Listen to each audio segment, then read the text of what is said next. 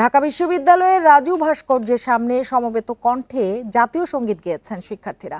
সম্প্রতি জাতীয় সঙ্গীতের অবমাননার প্রতিবাদে সন্ধ্যায় এ কর্মসূচি পালিত হয়। পরে শিক্ষার্থীরা বলেন, রাজনৈতিক মতভেদ থাকলেও বাংলাদেশ প্রশ্নে সবাই একমত। অভিযোগ করা হয়েছে, যারা ভিন্ন মতাদর্শ ধারণ করে তারাই জাতীয় সঙ্গীতের অবমাননা করেছে। শিক্ষার্থীরা মনে করেন, জাতীয় পতাকা ও জাতীয় সঙ্গীতে আঘাত মানে দেশের ইতিহাস ও অস্তিত্বকে অস্বীকার করা। যারা অবমাননা করেছে তাদের চিহ্নিত করে শাস্তির আওতায় আনার দাবি জানানো হয়েছে। স্বাধীনতা ও সার্বভৌমত্বের বিরুদ্ধে ষড়যন্ত্র প্রতিরোধের হুঁশিয়ারি দিয়েছেন শিক্ষার্থীরা।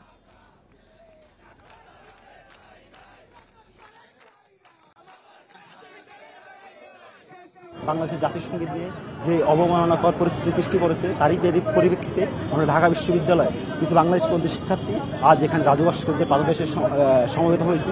জাতীয় সঙ্গীত, জাতীয় পতাকা এগুলো হচ্ছে সার্বভৌমত্বের প্রতীক। এজ এ বাংলাদেশে এই অবমাননা কোনোভাবেই নেওয়া যায় না। আমার কাছে মনে হয় যারা এই জাতীয় সঙ্গীত থেকে অবমাননা করে তারা বাংলাদেশের স্বাধীনতাকে অস্বীকার করে।